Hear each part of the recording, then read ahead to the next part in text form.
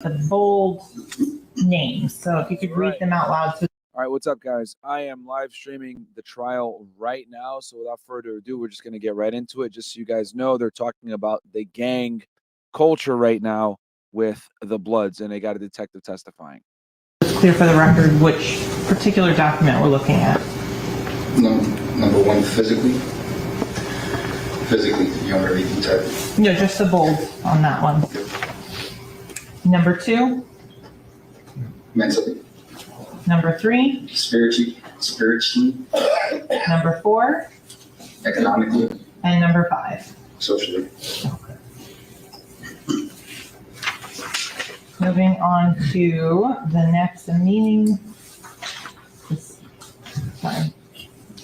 of G-shine. You had mentioned that sometimes there are specific colors that individuals are told to wear. Is that reflected in this document here that was found in the YNW Melly booking email? Objection leading. Sustained. What does this say about the uniform or fashion statements? It gives directions on the colors of the organization, what they mean, and as with other signs and symbols that they have, like the 5-point star, they gave each point of the star a specific meaning. They do the same thing with the colors. They'll come up with initialisms of what each letter of that color means and why it means something to them. Okay. In terms of the colors that were identified in this G-shine document, what were they? The colors I already mentioned, red, green, and black. I mentioned black, but red, green, and brown. Okay.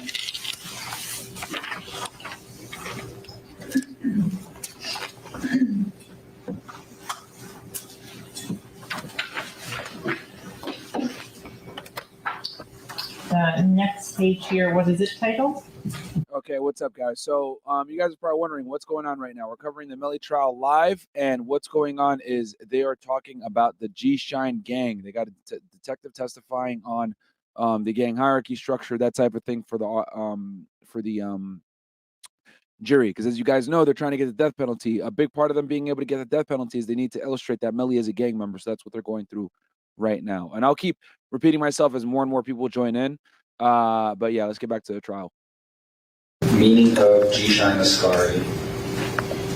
And then it says in here you've been, what does DMV mean? The Department of Motor Vehicles? No. It would be like the council. I'm not sure exactly what that acronym is, but when you move up in the ranks, you would be reassessed by your higher ups, by the council. Okay. Is there a specific uniform that you talked about previously that's mentioned in this document? Yeah, wearing brown and with a white t-shirt underneath, untucked. So it says it in there to signify that you're always ready for battle. In terms of the email address that we had looked at previously, the one, the Bang Bang Ascari, is that consistent with what was said to be done in this last paragraph? Yes. That's typical with the gang name in general. A lot of members will just put the gang name at the end of their moniker, their Instagram handle, their Facebook handle, whatever it is. Okay. Going on to the next document in this, what is this titled? The oath. That's one of the oaths you have to memorize. Okay. United Blood Nation oath. And now this photo here, what is this illustrating? I can make it a little bit bigger, I know it's. This is when they restructured.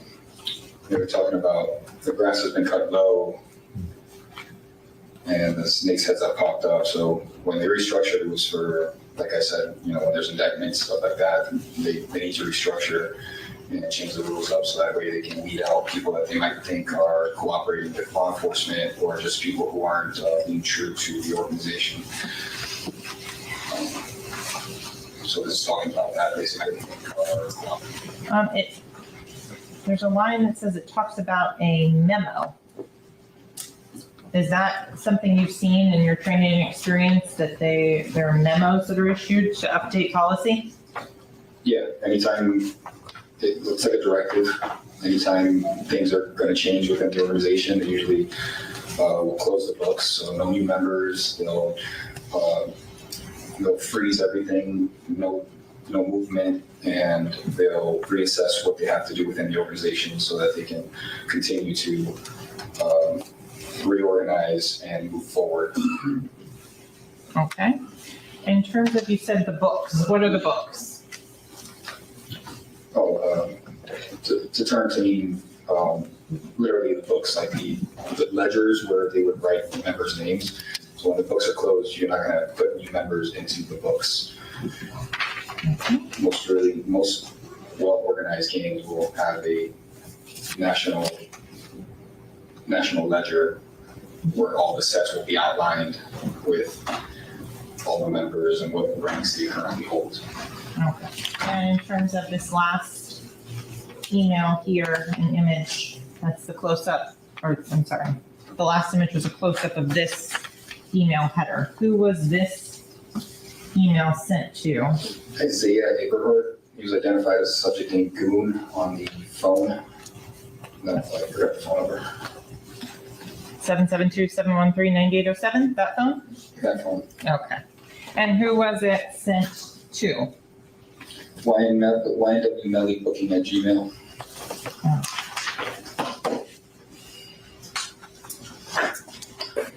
So you mentioned a lot of the items in the phone that you reviewed. Yes.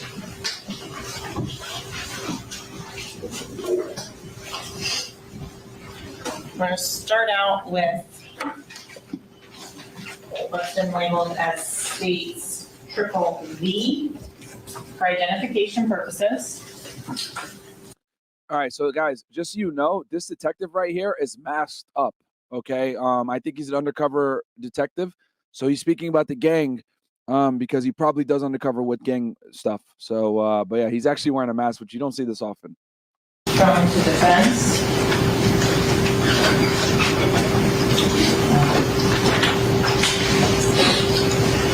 Detectives, you recognize what's been labeled as states V.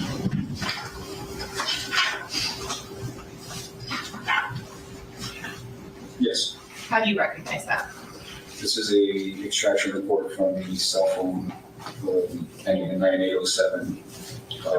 Messages between that phone number and the contact saved as GF stretch with the C crossed out using an X instead of a C. And does this fairly accurately depict the conversation that is on that cell phone? Yes. Here at this time, the state would request to state V in and publish to the jury. Same objection. Objection overruled. It'll be admitted. States V will be marked state 69.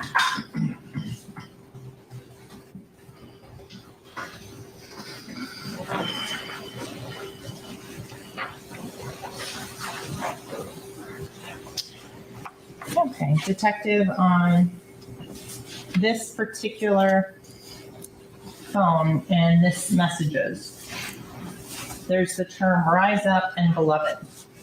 Is that something based on your training and experience you can offer an opinion on? Yeah, it's mentioned throughout multiple.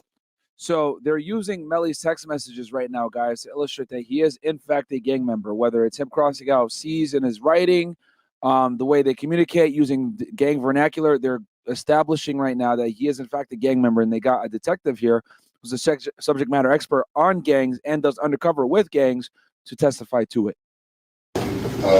G-Shine Bibles, the term rise up. Beloved is just a term of endearment that they're using between each other. On its own doesn't really mean anything, but knowing that these guys are members of G-Shine, it does. Objection, Your Honor. So if you guys remember, in the famous song 50 Cent, what up, blood, huh? What up, cuz? What up, gangsta, right? So that's, you say what up, blood, you're referring to another member of the gang in an endearing way. Same thing with cuz if you're a Crip. So they're using this right now to show that Melly is in fact a gang member. Stan, Okay. raise your question. So in terms of the term HURK, H-U-R-K, on this particular message, is that something you've seen before? Yes. And what does HURK mean? Herc is a term used by members of G-Shine to refer to each other. It's like calling each other bro or dude, same thing. Members of G-Shine call each other Herc. That's one of the terms they use. And on the December 1st, 2018, this particular message, is there another term that would indicate G-Shine affiliation? The rank designation is Scary.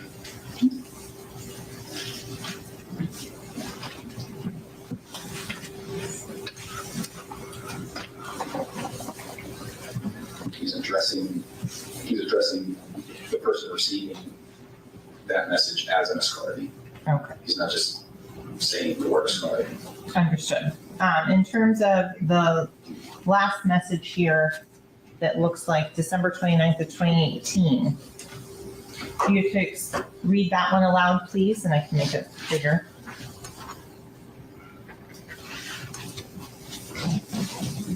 You have many other hoods that have productive aspects in motion, and it's time for us to put a form of some businesses into existence so we can grow as a family. We're already established financially, so we want to combine with you in the form of growth and development and endure prosperous ventures as a collective.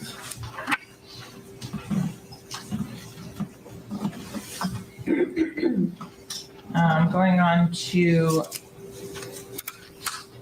January 27th of 2019, is it the same use of the term beloved? Yes. Then it says line up some venues. Detective Fuller, I want to ask you, if someone is a member in any sort of music group, Yes. why would they be talking about venues with someone who is identified as a godfather? Because they would need to get Sustained. So Detective Fuller, I want to back up and go into your training and education and experience on areas of control by specific areas under the blood gang hierarchy. And you mentioned that there are different sets in different areas of the country. correct. In terms of the various neighborhoods and various businesses within that neighborhood, do you have training and experience as to how access to those businesses are controlled? So if you're in a neighborhood that is predominantly controlled by a specific gang, whether it be the Bloods, the Crips, whoever, and you are trying to go to that neighborhood, you need to have almost like an approval to be there. If not, you might, if you're in the wrong neighborhood, you might get approached and the repercussions could be different for every person, but the point is you'll probably get confronted. So I want to move on to some of the other messages that you've gone through with landmarked as states W, has been previously provided to defense counsel.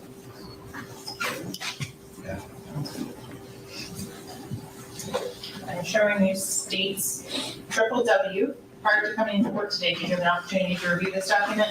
Yes. Does that document accurately depict 5 different chat conversations between the individual using the 9807 phone number and some of the individuals you talked about previously, Gino, Kirk, Jaquan Burton, et cetera? Objection. Suggestion. That This is not in a position to attest to whether that accurately reflects conversations between two people that he was not a part of. Sustained. Does that accurately reflect the conversations that were captured on the 9807 cell phone extraction? Yes. In terms of, is there any additions or deletions from the cell phone extraction?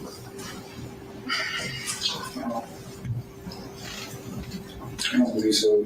I didn't see any in red. Usually when if they're deleted. Do they fairly and accurately depict the conversations on the 9807 cell phone? Yes. Here, at this time, the state would request to move states W. All right, since we got almost 700 of you guys in here, guys, what they're basically going over right now is they're going through Melly's phone, establishing that he is in fact a gang member for the G Shine Bloods. Okay, they're establishing what the Bloods are, then they're establishing this set, they're establishing terminology that they use when they communicate with each other, like Herc, for example, blood. These are terms of endearment. The G Shine Bloods in particular use the term Herc. So the prosecutor's going through that, and she has a detective on the stand right now that's identifying these terms and explaining it to the jury. And the detective has his head covered for his safety, obviously, because he's probably undercover. So that's why they're going through this, because they're trying to get the death penalty on Melly, and to get the death penalty, the enhancement to get that death penalty is they're going to need to establish that he's a gang member. That's why this testimony is so critical to the death penalty portion of the case. In and published to the jury. I object, Your Honor, improper foundation, insufficient foundation. Objection overruled. It'll be admitted. No. States W. States W are states 70. And guys, she doesn't have enough for a conviction right now, but they're going through the case. So they already had their witnesses lined up. So now she's covering this section, but she's also going to bring, I think, the medical examiner in, which is going to be interesting, because the medical examiner is going to explain how the two victims actually died, not through a drive-by, but rather being shot in the vehicle. So, Detective, I'm going to go through and start with some of the pictures that are in this exhibit.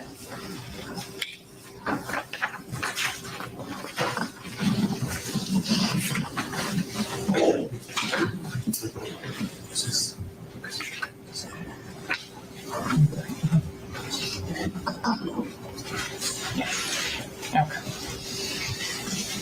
Reference the pages as you go if you don't. Will do. And guys, do me a favor. We got almost 800 of you guys in here. Can you guys like the video, man? I don't normally live stream trials like this, but I know that you guys enjoy this stuff. So I'm doing it for y'all. We're watching it live together. I'm explaining terminology. So the only thing I ask is that you guys like the video. So starting and going on, which is labeled as page 6. And this is a conversation that starts out with an individual named Foley and the 9807 cell phone number. Are there pictures that are sent back and forth between these individuals? Yes. So, and with your Honor's permission, I'm going to switch over so I can pull up the pictures from the digital version.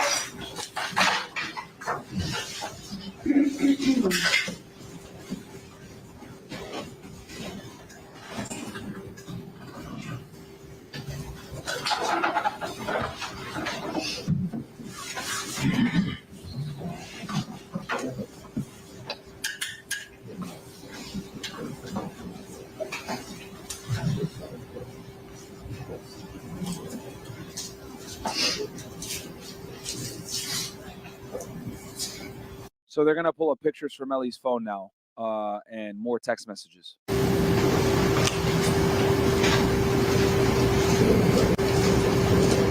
the record's clear, counsel. What's the exhibit number? This is still the same exhibit. This is just the digital copy so that we can access the photos. So exhibit 702. Yes. Thank you. So in terms of the images that were sent, were you made familiar with Jamel Demons? Yes. Can you point him out in this particular photograph? Now, if you guys notice, they did this with YSL as well, using pictures back against them to show gang ties. I'm sorry, it's no longer a touch screen on that, I don't believe, because it's now in this. The subject blank shoes jumping. In the center of the frame? Yes. That you made the record reflect that the state pointed to it and he identified the person to whom the state pointed. So let's go to a different one. Do you see the defendant Jamal Devens in this photo? Can I stand up, Your Honor? Yes. Thank you. In terms of the hand gestures or signals that he is making, is that anything that you can comment on with your expertise? It's an east side sign, it's an east side blood. That's a whole blood sign. That's a blood sign. You have to speak up. So look, as you guys can see here, they're using these pictures against him to show his allegiance to the gang. I'm sorry, sir. Well, I'll talk to you now. And so you first said the east side one, is that being done with his left hand or right hand? I don't know if the pictures. East side being pointed forward, Okay. and then the other hand is kind of crooked, so I can't tell if he's doing another east side or if he's doing this, which is a blood hand sign.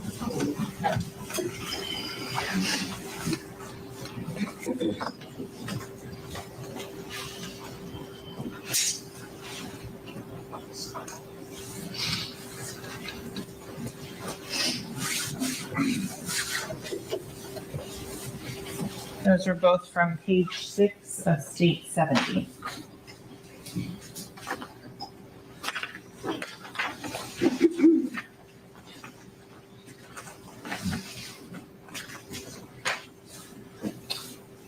Going now to page 14. You indicated that some of the emails were identified as a specific individual. Who was that? Garrett Dixon in the emails was identified as Gino, and Gino, this phone number was identified as Derek Dixon. So one and the same person. In terms of the messages here on page 14 of State 70, the first message on September 16th of 2018, what does that say?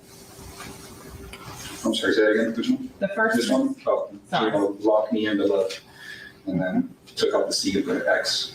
Okay. Then the next message, the response from the 9807 phone number. What is that? 050, that's blood code. He, later on in this text thread, he explains it. Okay. Down to the next one from the number that's identified as Gino. And what message does that say? Me and the Godfather, the GF, talked about you till we come into your show in Orlando. Okay. Moving on to page 15.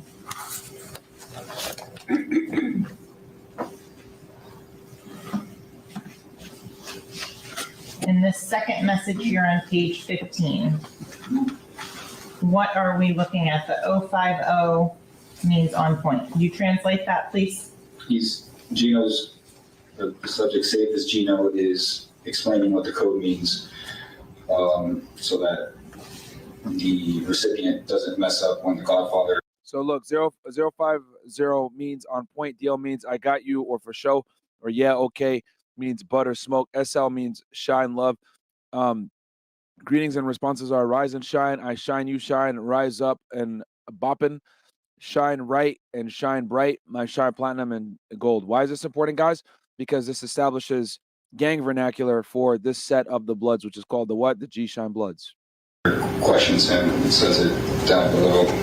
Just a few things the Godfather might hit you with, I'm making sure you're on point. So it's saying 050 means on point, DL means I got you. And he proceeds to give other definitions. SL means showing love. Greetings and responses are rise and shine, I shine, you shine. Rise up and pop, and shine right, shine bright, my shine, platinum and gold. So these are all things that were written in that original document we went over. And that original document, in terms of the date on that, do you recall for the set date? September something. I think I have it here. September 16th, 2018. September 16th.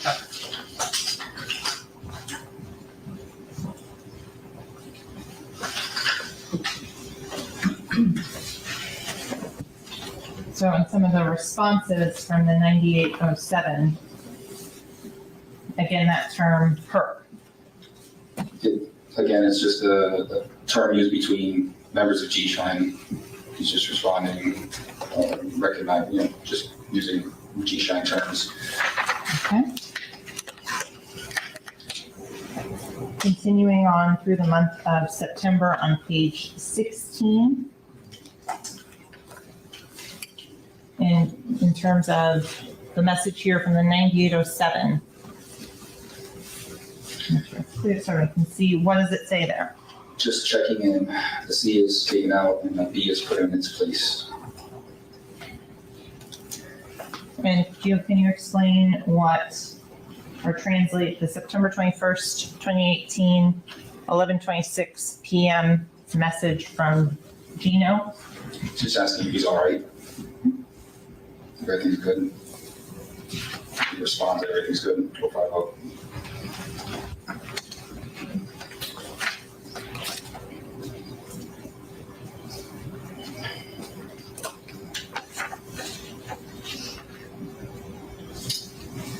Can you explain what is a square? It's reference to Page 19. a square is a narcotic slang for typically a kilogram of any type of narcotic. Yeah, they use squares when I was in South Texas, kilo of drugs. Cocaine, heroin, whatever. Objection, Your Honor. What's the objection? 4B, 403. Watch one side.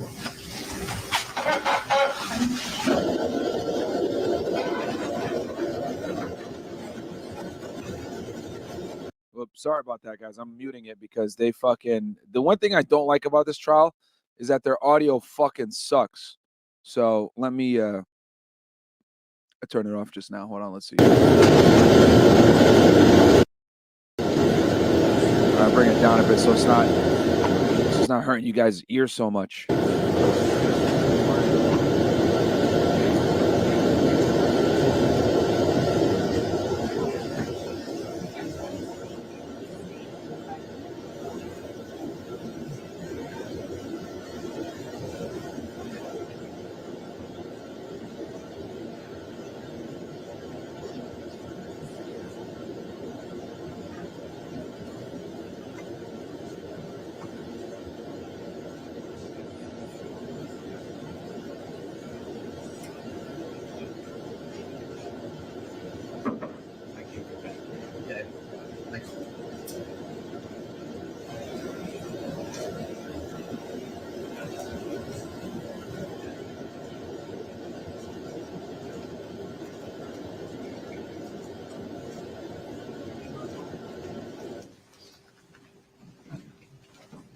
So Detective Polo, in terms of your training and experience in narcotics and gang investigation, what is a square?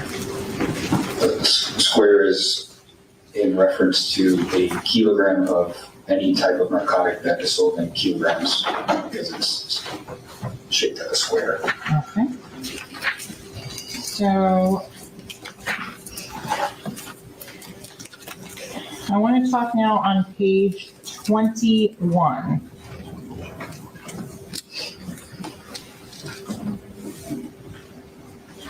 On September 23rd, 2018, 6:25 p.m. Can you read those two text messages and then help to assist in the understanding of what they mean? I'm sorry. 21. So the guy hit is who he moves through on that. He got the Skittles. The next one too? Yes, please. Bro with that square, want to know what you want for a hook and a verse. Okay. And can you explain what the Skittles in that message? So that language has evolved the Skittles, because right now Skittles are something completely different. Back then it was talking about ecstasy pills, and MDMA pills was after ecstasy. And in terms of looking in context, the message before that on September 23rd, 2018, 6:23 p.m. What is a Z? A Z is short for a zip. A zip is slang for an ounce. Call it that because you put it in a Ziploc bag. Okay. So going on to page 22.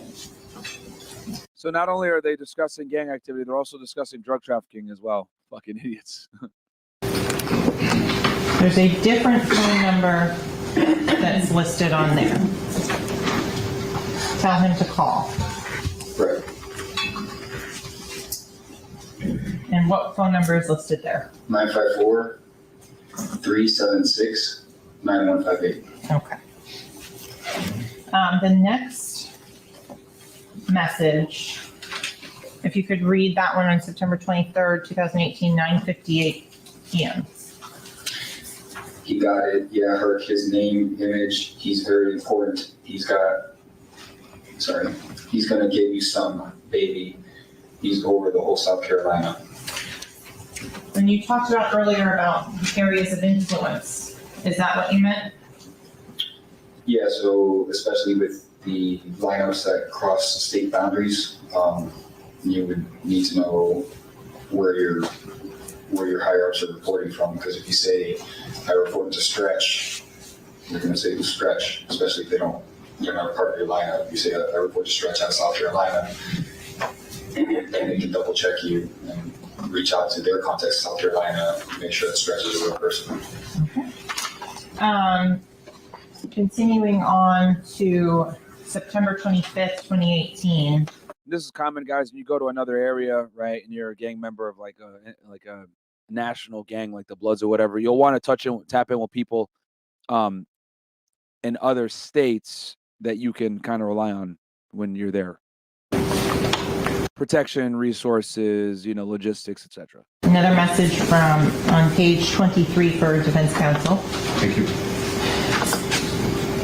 Is this again referring to the same image name from the previous? Yes. Okay. Do you know what the baby is? I'll leave it with Brick. Okay. Small like baby. And the response? Haven't heard from him 20. Oh. So then moving on further down that page on 10:08 p.m. What does Gino ask? The number identified as Gino states, DL, did you get your date for the Savannah State Show? And the DL, what does that mean? Do you get? Hey guys, we just crossed 1,000 live viewers, so you could be anywhere else. So thank you. The only thing I ask, guys, just like the video, please. We're reacting to the trial right now. They're going through text messages between Melly and other people where they're establishing that he is in fact a gang member. Like, I'm sorry? The DL, does that have a specific connotation or meaning? Yeah, it does. I'm drawing a blank right now. Sorry. That's okay. It's been a long day. We'll come back to it. So with regards to the next line on that, what does that one read? Yo, the GF Godfather gonna call you, take out the C, call you today, and make sure you UAB, you're on point. And the response was? Everything's good. All fine. So I want to go then again to the digital version to reference this picture here. So Gino the number identified as Gino ending in 4281 sends an image, and this is on page 24 for counsel.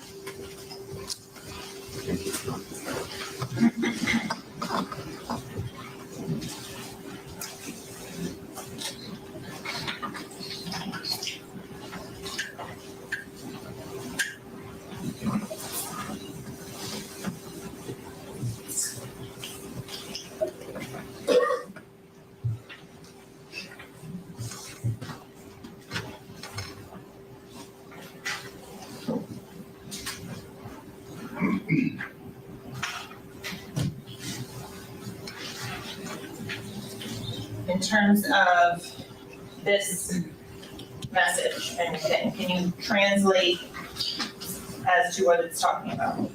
So it's a picture of another phone, taken with a phone, contact name tall, person holding the phone writes, did you ever skyline with him? So did you ever connect with him or talk to him? He's dying to talk to you. Melly, that is. And then he says he's gonna have to hit him up today. It's a lie, I didn't hear that. He's gonna have to hit him up today. So then moving on to the DL line, that what, Tell him they'll be expecting him. okay, and then the next response, Want you to groom him, show them the meaning of the chain of command, safety and security, show dudes something different. and the response, I got you. I just know that by him talking to you. Object to the hearsay. This is an image of a conversation between two other people. Why don't you come for a second?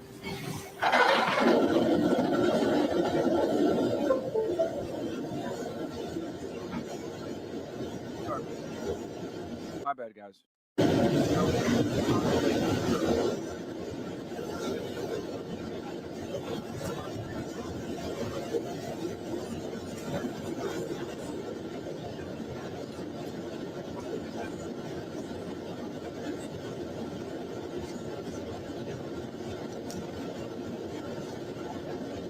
Okay, guys, court's on sidebar. What that basically means is when they're in sidebar, they're talking on the side. Like the lawyers, the defense counsel, and the prosecution are meeting with the judge, talking to the side where no one can hear their conversation. So, and it's meant to be, you know, pretty much a lawyer-only discussion because judges are lawyers too, 99% of the time. So let's go ahead and see if we can fast forward this trial a bit. If they're at a sidebar, if I hit the live. Okay. Prejudices. So it's really going to depend on how they see this case, their own feelings about gang violence, for example, their own feelings about Drinking some Gorilla Mind over here, guys. Make sure to use the code FRESH at checkout. loyalty, about betrayal. So all this plays into it, and it's something that's definitely weighing on their minds. Yeah, I would imagine so. And I would imagine during the voir dire process, jury selection process, both attorneys, both sides really question these jurors about their preconceived notions about gangs or gang violence. And very important fact. And that's why they say the case is won or lost in jury selection. Absolutely, absolutely. And Aikisha, you know that jury selection is so important here. And let's talk about the jury in terms of this testimony. Gang testimony regarding gangs tends to be riveting at times for a jury because it's just an intriguing set of facts and to hear about. This feels a little dry. How do you think the prosecution could have improved, not to be Monday morning quarterbacking this, but improve the presentation that we see here? I think they should have allowed the jury to just know that he was in a gang, period. I think the fact that they're now trying to explain this some more hurts them because the average juror, which is why we have an expert, right? The average juror doesn't know this about gangs. They just think that gangs are violent. They don't know that there are laws. They don't know that they're instructing you to love each other and to read and to go to school and not to be homosexual and to make sure your hygiene is good. They don't know this about gangs. And so now you're introducing them to an element and an aspect that they aren't familiar with that undermines your case. And so I think that they have a problem. I disagree. I disagree. 100% disagree with these people. I ain't gonna lie, man. The Law and Crime Network, some of the people that they bring on are kind of suspect. And it makes me question a lot of times their professional experience. It's actually extremely important to outline the gang's activities, practices, behaviors, structure, hierarchy, vernacular, codes. All of these things are important to establish that they're an organized criminal faction. Okay, that's extremely important. I remember when I was an agent myself and I investigated gangs, I used to write reports extremely detailed about, for example, I did Land Kings for a bit. Incas, regional Incas, what enforcers, what they did, what their roles were, who was who, how they did meetings, what a violation was. All these things needed to be documented in reports. So I get it. It's a state level, so they might say, oh, this is overkill or whatever.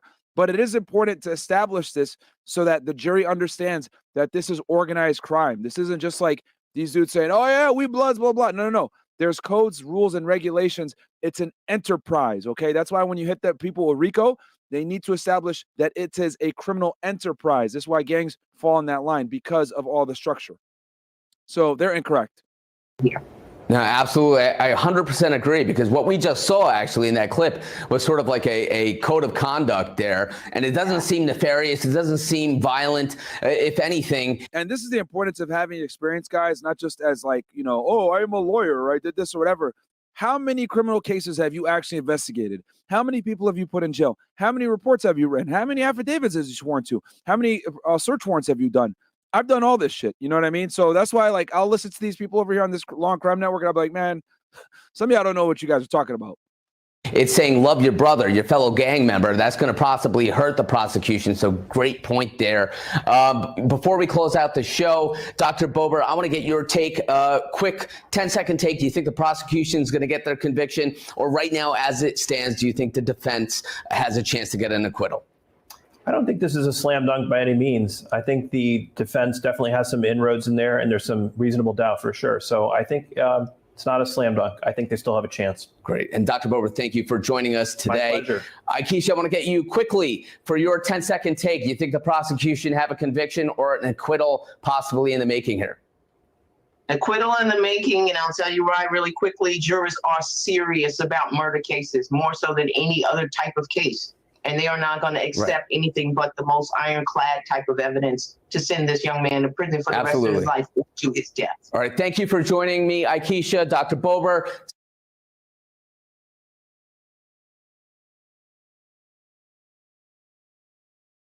Hold on. I think they might be having a recess for the trial. Let's see here.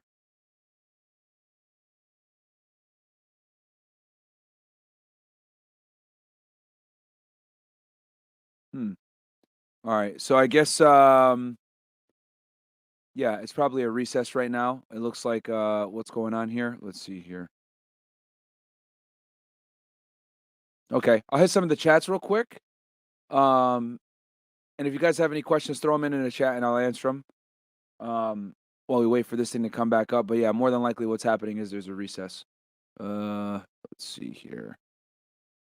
I'll refresh it one more time.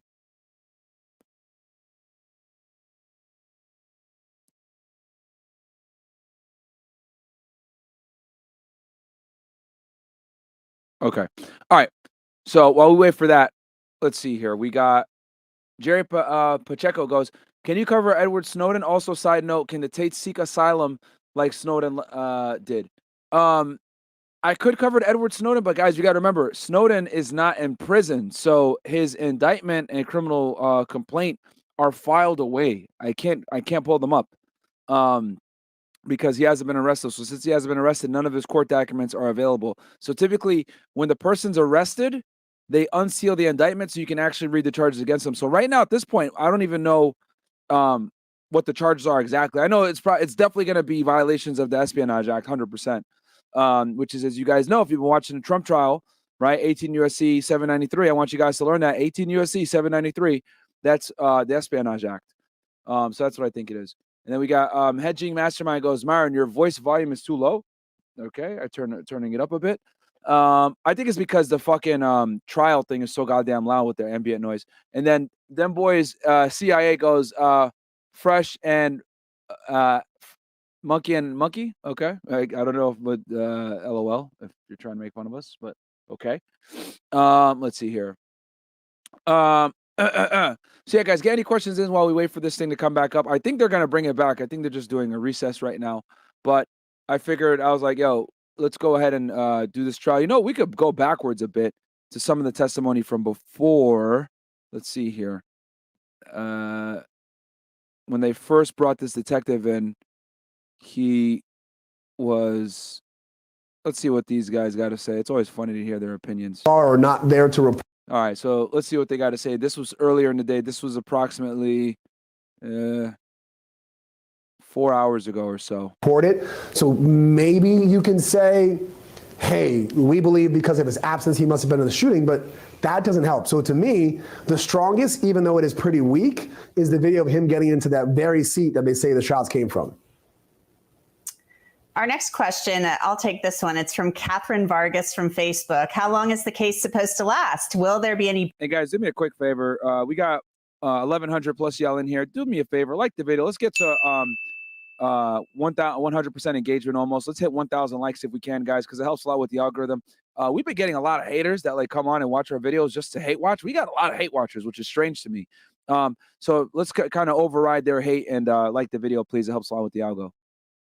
Breaks for July 4th? Well, Catherine, the answer is they're off the week of July 4th. Obviously, there's a holiday in there, and then they don't go have court on Fridays, so that would be a very short week. So they're off that week. And we think that this case could wrap up by the end of July. So that's what they're for. Oh, wow. They're for... I didn't realize that they have that much evidence that they got to go after. Guys, this case is going to go for damn near a month. Forecasting right now. Our next question, Offie, is from Becky S. from YouTube. If YNW Melly is found not guilty, will it be easier to convict Bortlen? All right, so for all the idiots out there that are saying that, like, oh, Melly's innocent, blah, blah, blah. Guys, if the trial still has like another month to go, then, bruh, everyone that's saying this prosecutor sucks, blah, blah, blah, blah, blah, y'all are, nah. Then that means that the prosecution has ample time to prove their case. So everyone here is speaking way too early. And what charges is Bortlen being charged with? I think that it would be equally difficult to convict Bortlen, but I do think the prosecution, I don't know if it's going to be the same prosecutor, but they will have learned a lot from this trial with Melly. They will know what their pitfalls are. They'll know how to be prepared with their evidence and with the information that they're trying to introduce into court. For example, Melly's girlfriend's mom and her testimony, they'll know how to treat that. You know, it's just, this will essentially be a test run for them with Bortlen, excuse me. It kind of is a test run for them with Bortlen. And just so you guys know, quick little reminder, who is YNW Bortlen? YNW Bortlen, guys, is Cortland Henry. That is one of Melly's best friends.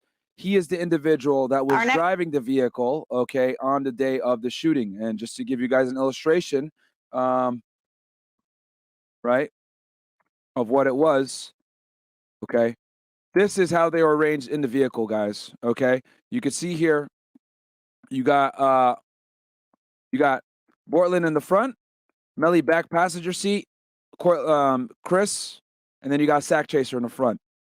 So this is how they were arranged in the vehicle. After the shooting happened and both individuals were deceased, the vehicle was driven to a desolate area out in Miramar, Florida. They shot on the right-hand side of the vehicle over here, okay, to make it look like a drive-by shooting. And then Bortlen took the two to the hospital and said that they had been victims of a drive-by shooting. Melly was nowhere to be found. But they have surveillance footage that shows that Melly did, in fact, get in the back of the vehicle earlier that evening. Okay.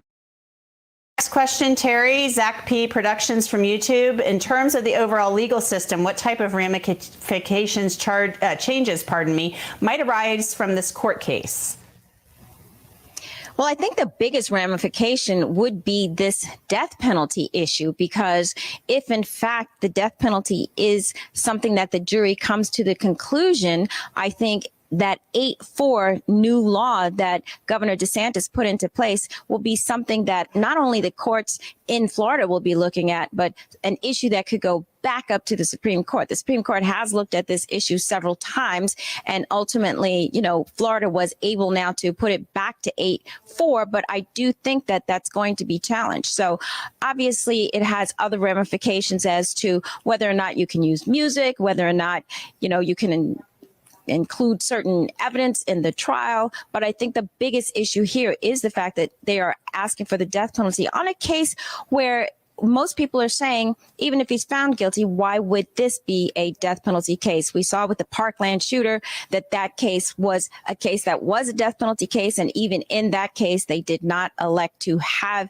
him convicted and have him put to death. He obviously pled guilty, and the sentencing phase, the jury decided, look, we're not going to put him to death, even though all those aggravating factors existed. So I think the death penalty is probably the biggest issue in this case. I think so too. And with that new law, it'll be interesting to see how that holds up when it's challenged. TikTok question for you, Brian Buckmeyer. Official 2023 Melly fan asks, why is he not allowed to talk to his family? And I think that Melly fan means inside the courtroom. Yeah, it's an issue that a lot of us defense attorneys have with both the courts and their court staff, in the sense of, they would argue is just the mechanics of it all doesn't work. They don't want to have anyone passing information, contraband, touching each other. There are very strict rules about what you can and cannot do in a courtroom. And oftentimes those rules are limiting the access that a defendant, especially when the person is incarcerated, may have with family. Now, are there exceptions? Of course. Have I had the opportunity to have a client say goodbye to a loved one, a child of theirs, or family members, whatever it is, before they're sentenced and go off to upstate? We call it upstate in New York because they literally go from one of the 5 boroughs to upstate New York for a serious jail time. Yes. But during a trial, I don't know of any judge that will bend court rules to allow for any interaction. So that's why you'll see Melly kind of looking off to the side and voicing to family or friends, because there's not that ability to interact with them more personally. Yeah, most courts have very strict rules about that, and they don't want, this to be social hour. But it just depends on which court you're in, how strictly they enforce these rules. Anna_Aaron Trout from Instagram, Offie, is he going to take the stand at some time? What do you think? Thanks, Anna. I doubt it very much. Defense attorneys usually do everything they can so that their client does not have to take the stand, because of course the client has the right not to testify. Taking the stand is one of the dumbest things you can do. But also, I've said this thousands of times, defendants are under so much scrutiny. Anything they do is going to be picked apart from how they breathe, how they speak, whether they sound remorseful. If they sound remorseful, why? Whether they're talking or speaking assertively, whether they're speaking gently. Anything they do is going to be highly scrutinized. And depending on how you lean, you are going to interpret it positively or negatively. And it doesn't matter what they say. It's all about behavior, mannerisms, and what you expect a guilty man or an innocent person to say on the stand. So it's just troublesome. And not only that, when a defendant takes the stand, you don't know what you're going to get all of the time. They can open the door to admitting evidence or admitting a line of questioning that previously would not have been admitted. So you don't want to do that. There are also, prior bad acts that may be able to come into play that they may be questioned on. So it's just a minefield, and a lot of times it's just not worth it. Yeah, certainly. And defendants open themselves up to a lot of cross-examination when they take the stand. Let's get to our next question, Terry. We have less than a minute, so it has to be quick. Kick It's Mackle from YouTube. Does the court know that the undercover detective is known for making false accusations? This seems like this person's making a statement here. We don't know anything about that. Well, certainly the court may know, but I don't think anyone else in that courtroom knows. For instance, the jury or anyone in the audience that I'm aware of, that has not been introduced. They did the voir dire of the undercover agent, and none of that came up during that voir dire. The only issue that came up and the only issue that mattered to that judge was whether or not he was in fear of his life and whether he could wear that mask. Yeah. Yeah, that's a stupid question by the people, because what ends up happening, guys, before a trial is they always do like giglio conversations, right? So anytime an officer has like issues with candor or not being honest in the past or whatever, they would never put them on trial to testify. And before any law enforcement officers is supposed to testify, the prosecutor a lot of the times and the defense gets files of anything that they have. So if they have any internal investigations going on, if they have any issues going on like that, giglio problems, blah, blah, blah, they go ahead and they have to disclose that to the defense. So prosecutors a lot of times try not to use guys that have shady past or might be under investigation from an internal affairs standpoint or any type of internal investigations. So that's all made public to the defense and to the prosecutor. And I know this for a fact. Why? Because when I was an agent and I went to trial, I had to go ahead and sit there with the prosecutor and grill every single agent and every single law enforcement officer that came in that was testifying in the trial and ask them all these uncomfortable questions. So I know that for a fact. You must screen out every single law enforcement officer that comes in to testify in your trial. Well, Terry, thanks so much for being with us. But, yo, like the goddamn video, because y'all are not going to get this type of insight anywhere else on YouTube, because I've actually went to trial. I've won trial. I've sat there and gathered evidence with the prosecutors, sat there. I've testified hundreds of times, written a bunch of affidavits. This is my lane, okay? There's not many things that I'm super cocky and arrogant about, but this is one of them, because I've actually done these cases. I know what I'm talking about when it comes to this stuff. So I've actually went to trial before. Most law enforcement officers have never went to trial before. I went to trial as the case agent, which means I was responsible with the prosecutor for putting everything together, making sure the case stuck, and that we had all the evidence that we needed to conclude. It was like a 3 or 4 day trial. It wasn't too long, but it really, you know, shows it really tests the strength of your case, and it tests your skills as an investigator, because everything comes out in a trial, right? That's why most prosecutors never want to go to trial. So yeah. Thanks, everybody, for being with us as well. Brian, Offie, thank you. I'm signing off. And Michelle, you will be taking over. We'll be right back. You're watching Law and Crime. Almost 1,400 of you guys in here. Do me a favor.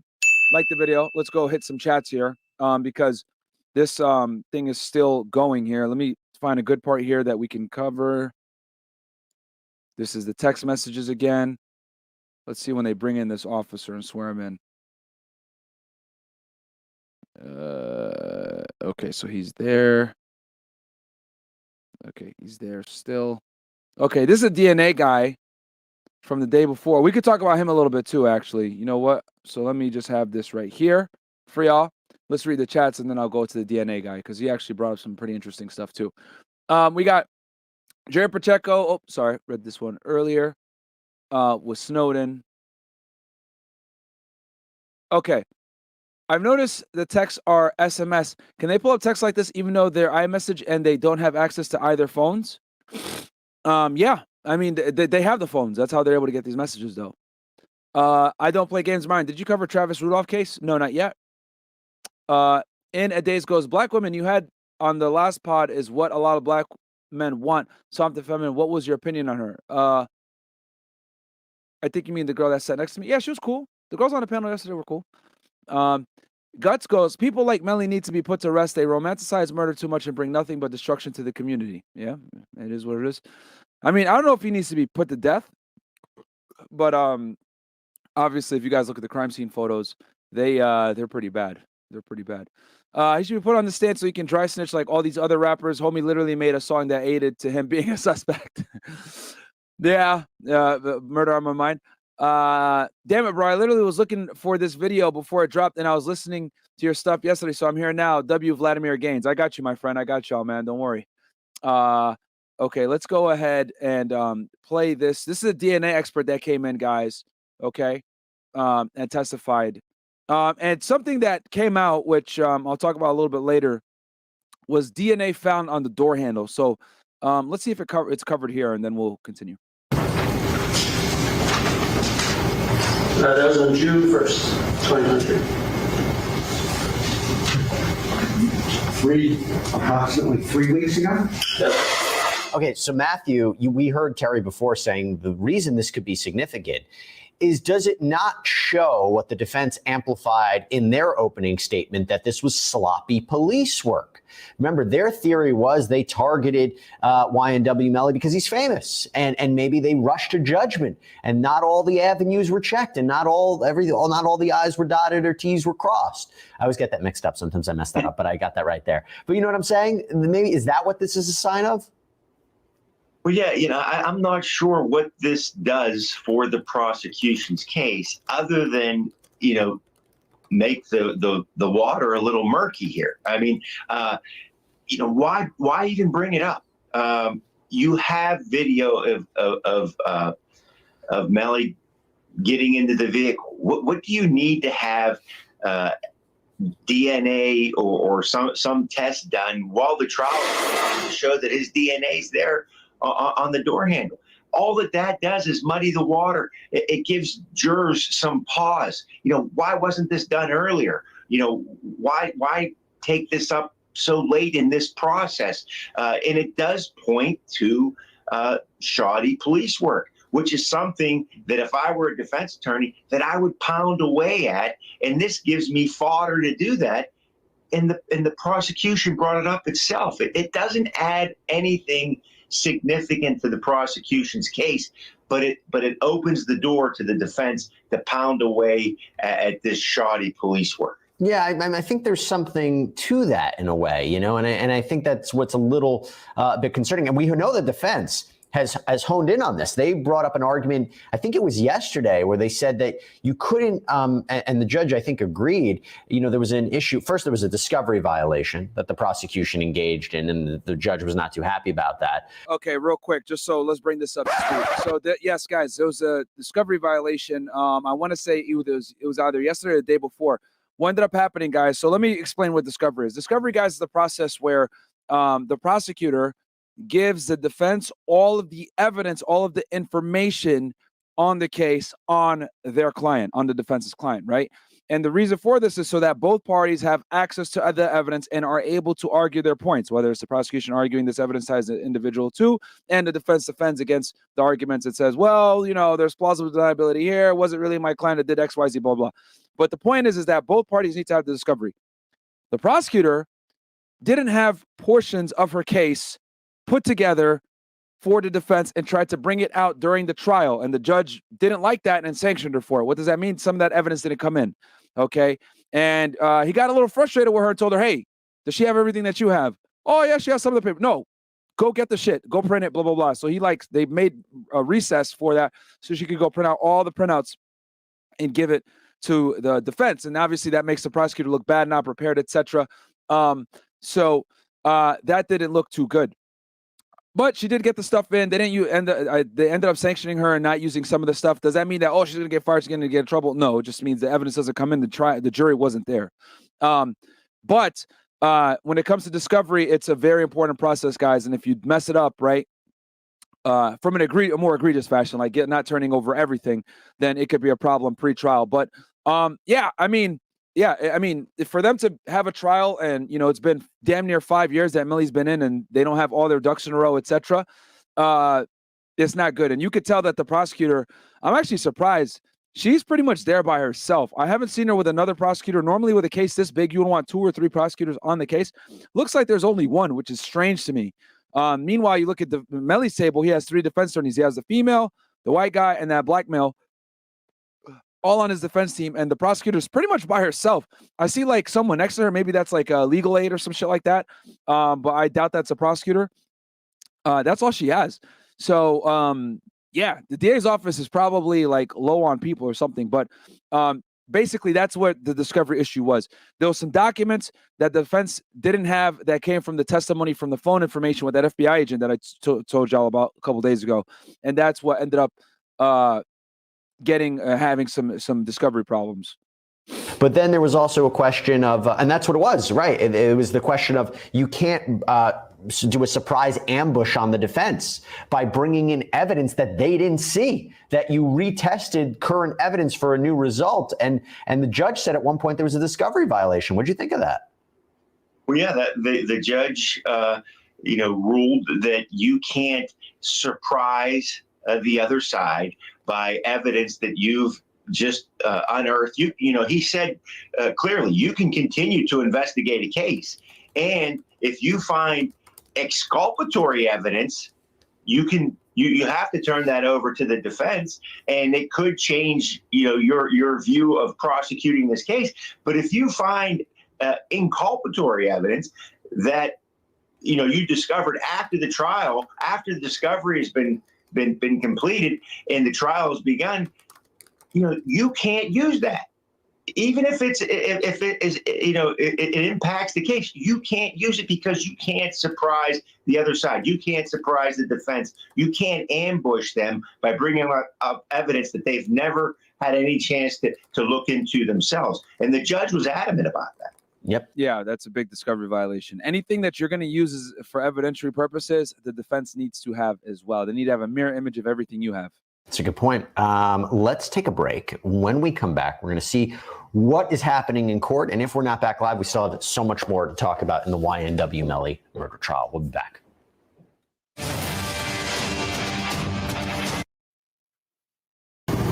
Okay. Okay, just to... How about in the state of Florida? You know? I'm sure there's other experts in the state of Florida. Is that correct, madam? Yes, Ryan. So I want to come in here. I want to take some testimony from you outside the presence of the jury just to verify all of this. So, Ms. Bradley, I want to inquire. Detective Polo, how are you so employed? With the Broward County Sheriff's Office. How long have you worked for the Broward County Sheriff's Office? Since 2015.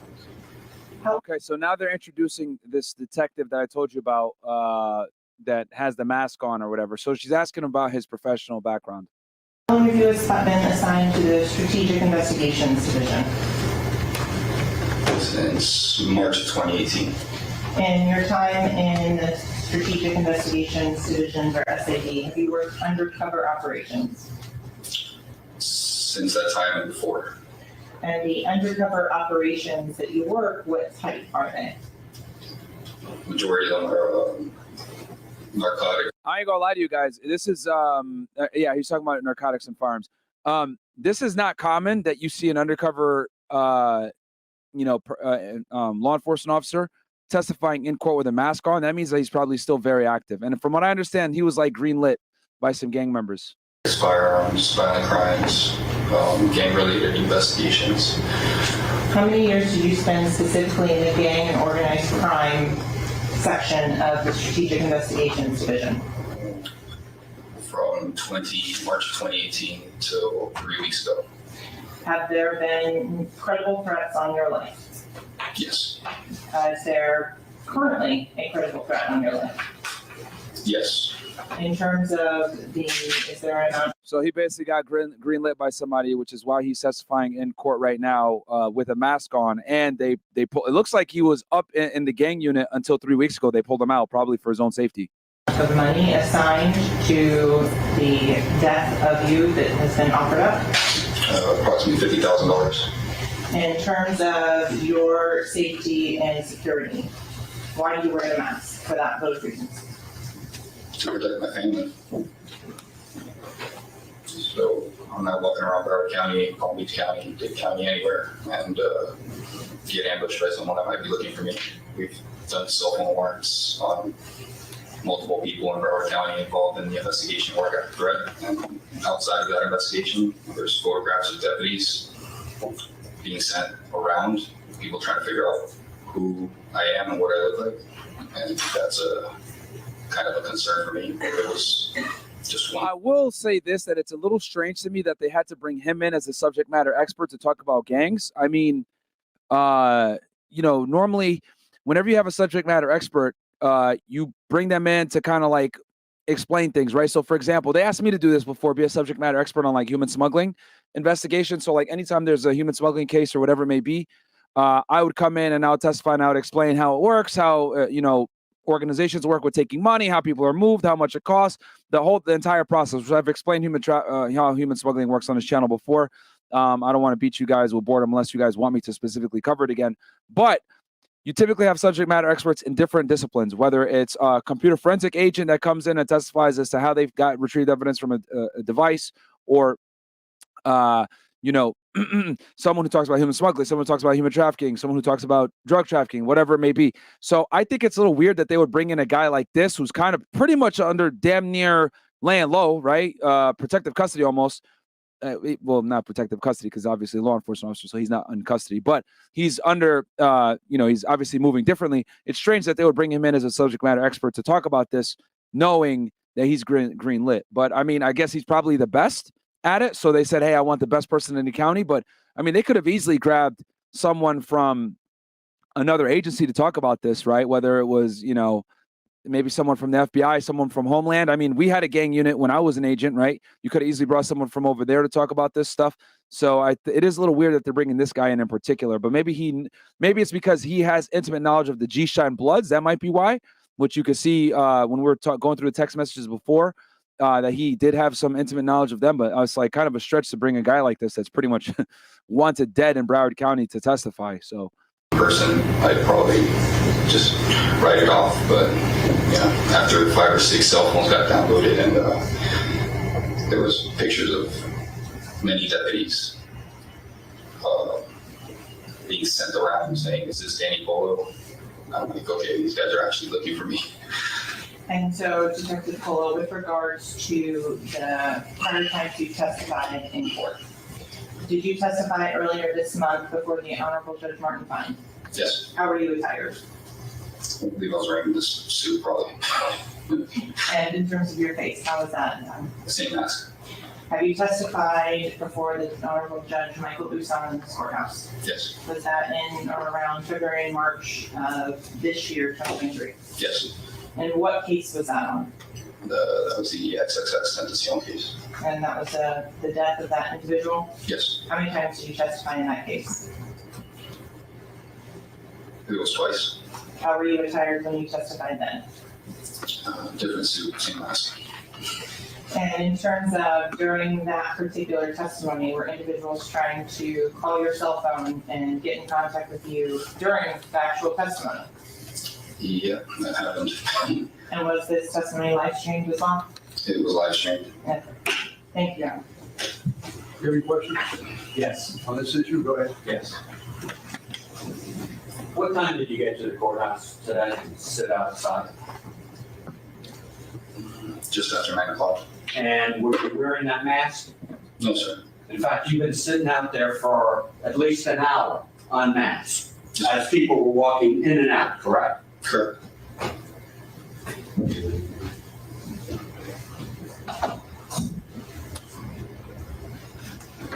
Are you the only expert in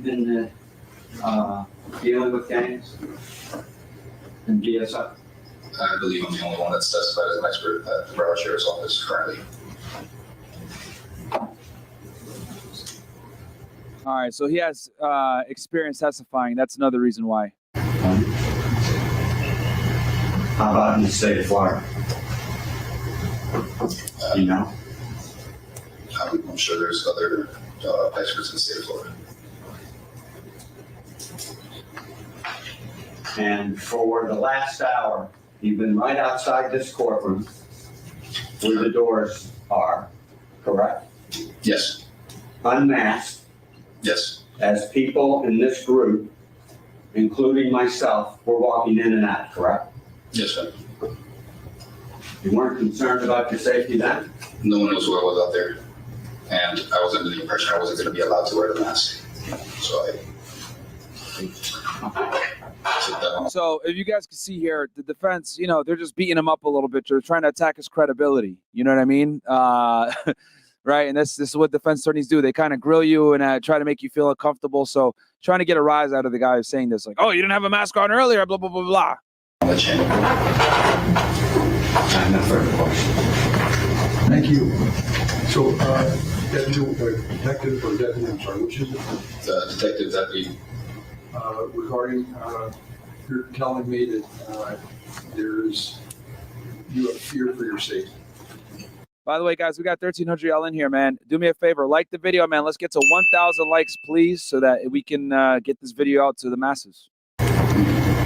For my safety, but more for the safety of my family. And that's if your face was broadcast. Yes, sir.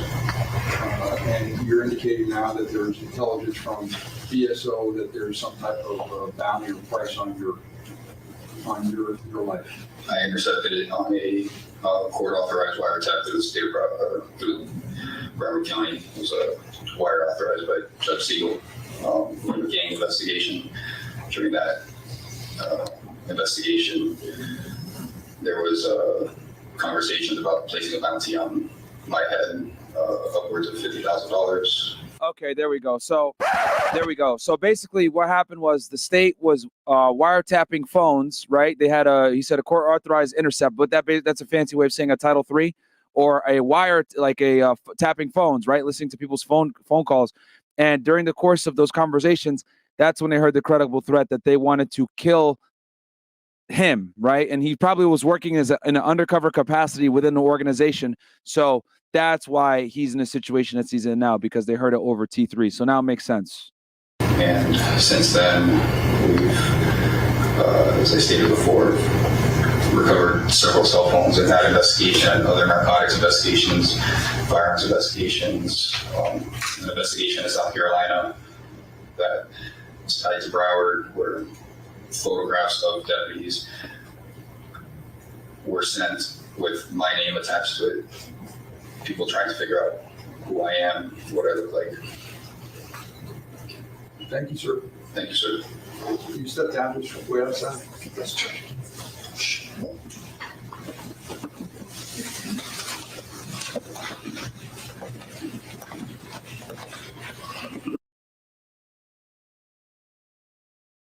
All right, we'll fast forward a bit here.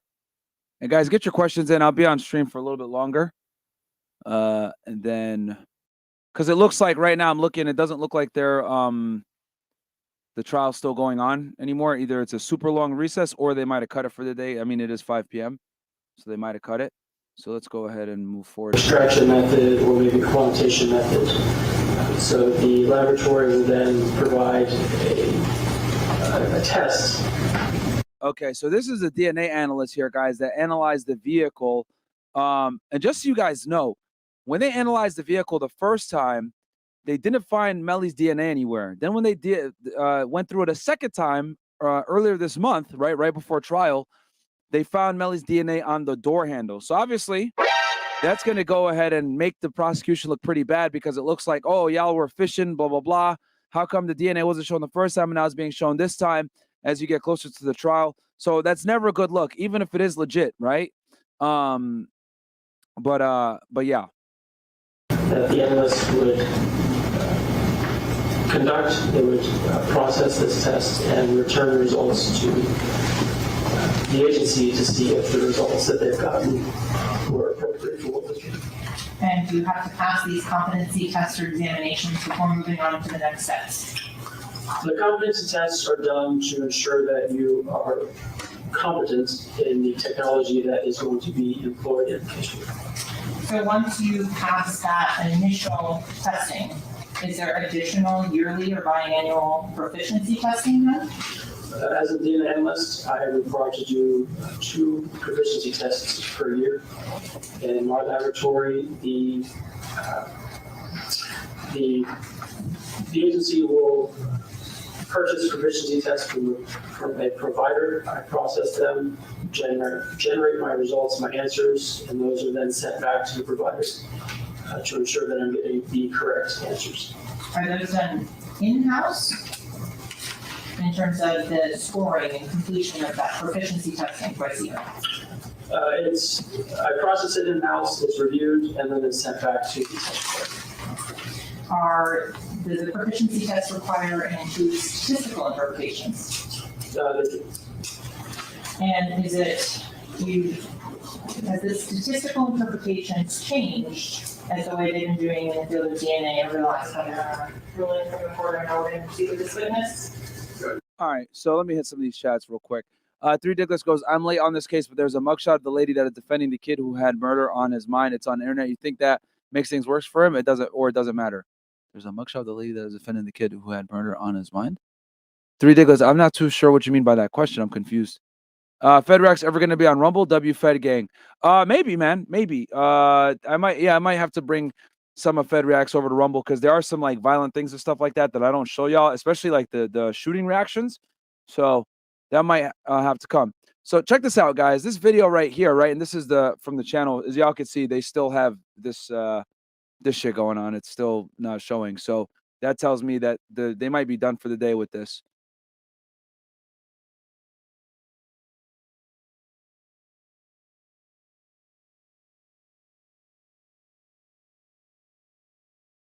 Sorry about that. My bad. I accidentally went the wrong way, hit the wrong button. Sorry about that. So you go back here. We're going to go get me a Glock ASAP. YNW Melly allegedly asked mom, right? So hold on. Let me share the screen real quick with y'all. Boom. Okay. Right here. Give me a Glock ASAP. Including, and then there are text messages and conversations that are done at or about the time of the murder, including conversations with the defendant's mother. So, for example, I'll show Your Honor now what has been extracted from that same cell phone. And this is also information that predates the murder. So there's no reason or motive to lie or anything at that point, because at this point the victims are still alive. And so we also then have the defendant's conversations before and after, which show the same pattern of speech, the same. As you guys know, you remember this is the prosecutor on the case. Way he is communicating on these, which show that he is the individual that had care, custody, and control of that phone at the time. So I'm going to start, and I appreciate the result on this one. And this is from a phone number that is identified as. Your Honor, before we continue, I would respectfully suggest that we take. This is the defense attorney talking. You know, of course he's going to get in here and try to, you know what I mean? And this is what good lawyers do. They object to everything. They question everything. They try to impede everything. This is what they do, you know? My retort to their argument piecemeal so that we don't lose the significance of each. She's going to, counsel's going to proceed with her argument and her thing. You'll get a chance to speak. Thank you. So we have, this is prior to the homicide. This is going to be August 30th of 2018. The phone number 7. So this is about 2 months before the murder. 725016942 that's said to a crazy lady. Again, we'll get into why it's a B shortly. And you guys, as you guys know, the reason why it's brazy lady instead of crazy lady is because blood gang members don't like to use the word letter C. The next witness. In this case, and this is prior to them bringing that detective on. See how she's alluding to it? Hey, we're going to bring the next witness on. That's going to be the gang expert. This is the defendant's mother. This is Jamie King. Because if you go to state 63 on the subscriber records, that is the other phone number that is subscribed to Miss Jamie King at that time. Okay, so 3 Diggles clarifies. My bad. I meant to say there's a mugshot YNW Melly's lawyer going around on the internet. Do you think that will make things worse for YNW, or things like that don't matter in this case? It won't matter. I mean, it could always somewhat hurt the public perception, but if the jury is doing what they're supposed to, they shouldn't be watching the news or watching anything on this case. The only thing that they should be getting information on, guys, is the trial, nothing else. It probably will do little to nothing to affect the case. I mean, people always complain, oh, how did OJ get off? How did OJ get off? Like, we all knew he was guilty. People need to remember that during the OJ trial, the jury members didn't watch the news. They were forbidden from watching the news, guys. They couldn't look at any outside media coverage on the case. They only can see what was displayed in court. So remember, the jury isn't there when they're fighting back and forth about discovery or this is going to come in, this is going to come in, blah, blah, blah. The judge kicks them out and then lets the lawyers argue. Then they bring them in to see the evidence. So what the jury sees, guys, is a very skewed, right, version of what all of us are seeing right now. Like, hell, all of you guys watching this podcast right now have more knowledge probably than the jury does in this investigation, because they're specifically instructed to not watch anything pertaining to the Melly trial outside of what they see in the courtroom. So, you know, enforcing that's a whole other thing, but typically they're not supposed to. So that's why it probably will make little to no difference in the actual investigation, because they can only use what was the evidence used during the trial to formulate their conclusions. And that's why OJ got off, man.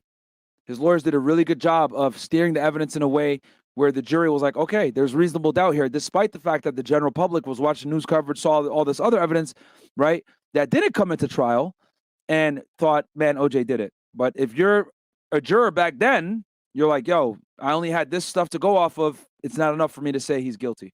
And that's how he got off. they created reasonable doubt. Additionally, defense counsel provided Jamie King's records to the state to show that that is her phone number and represented it as such.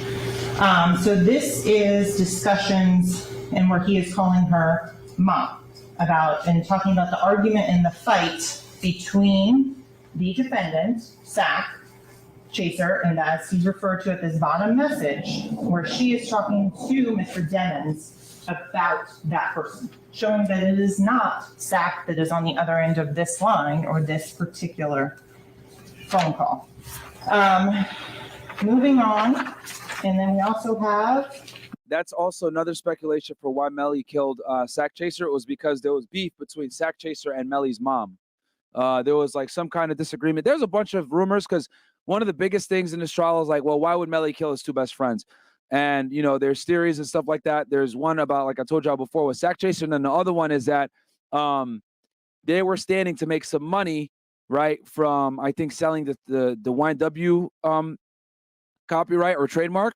And he would have had to pay them a couple $100,000, and he didn't want to do that. So he had them killed so that he would get a bigger lump of the money. So that's another theory as to why he killed them. But it's not clear cut yet why they're where the motive is. We're in discussion. This is still August 30th, and we're talking about how, I don't know what all going on. He's talking, making a live video talking about your mother. It's going to make people hate you. That's why I have never and would never do that. I love you. And that's your best friend. This is not for social media. And Sorry, then, hold on a second. you sure? Can you repeat that, please? Of course. Sure. So if you go through this whole conversation here, starting with, how is his sister going on social media talking about punching me in the face, my fault, from the individual that's been identified as Jamie King by the phone records, by the subscriber records that are in evidence already. Then going on to the reply is, you started it by texting his mama. It's going to be problems and not even knowing what you're talking about. You a grown-ass lady doing childish shit. Ain't nobody tell you to text her. She minding her business, going to work. Yeah, so this is hilarious. They're just going back and forth on, you can see her and Sack Chaser arguing here. You effing with her. The response then, she could have called me or texted me back, not have you or daughter all on social media talking about fighting me like I cussed at her. I didn't even say one cuss word when I texted her. I said nothing disrespectful and you know it. I wish you took up for me like that when Aunt cussed me out and tried to fight me.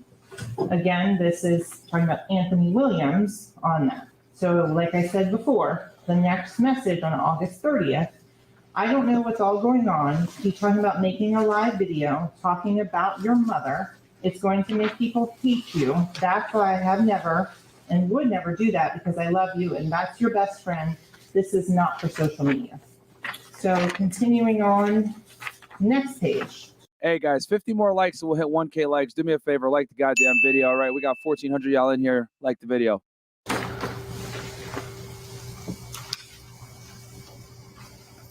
In this particular page, this is again referring to these social media conversations on that with regards to Anthony Williams and the defendant's mother.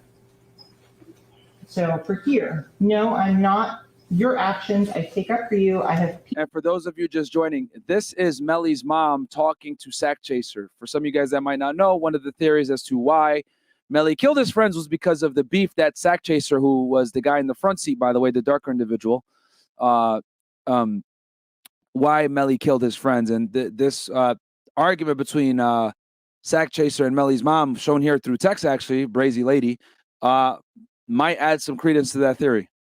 People telling me your son doesn't care about you. That Jamel Demon's mother is Jamie King. Here she is identifying that she is speaking to her son in that. So then I want to go then to after the time of the homicide.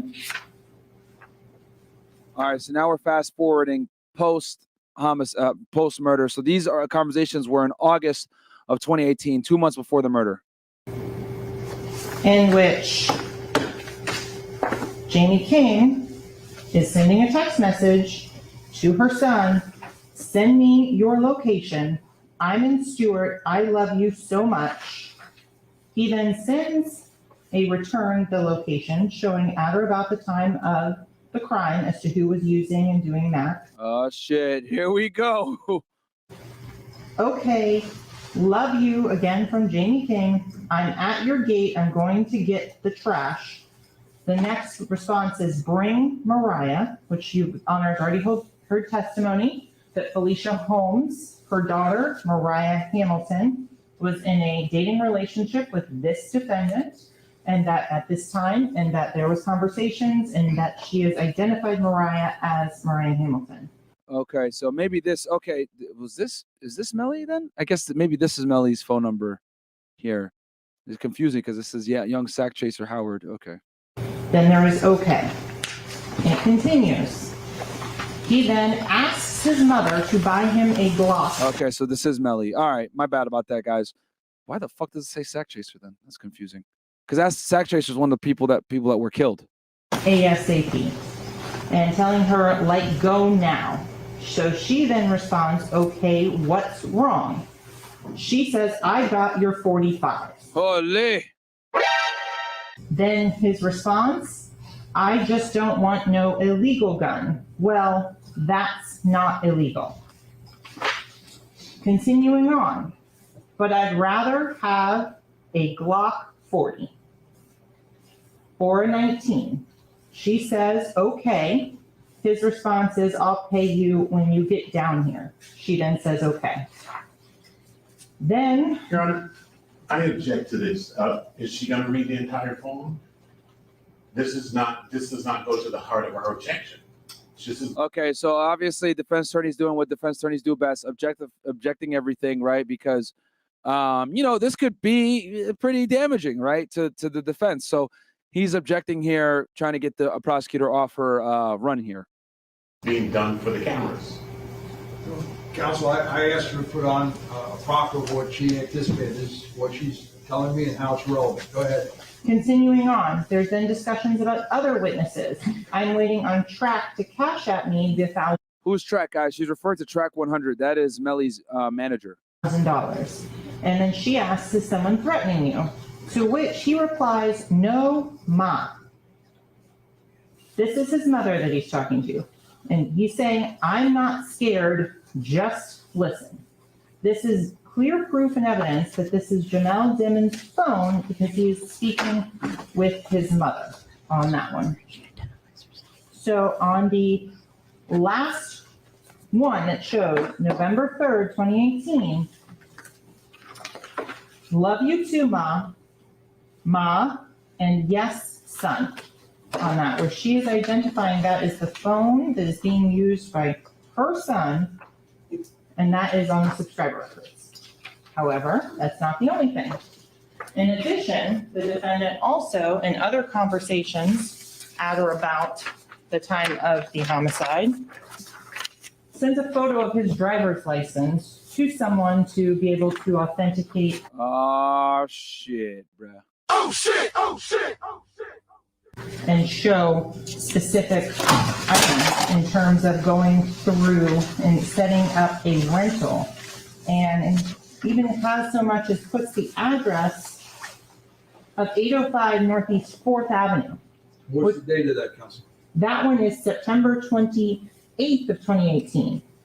That shows that the defendant has previously been to the studio and knows that. Also talks, and this is a conversation with Adrian Davis, in which he is using this phone, sending in pictures of his driver's license from this phone. And some of the other pictures and items that Your Honor has in front of you, there's pictures of credit cards, front and back, with the defendant's name on them. There are multiple things that show that this phone was being used by the defendant, Jamel Dimmon's.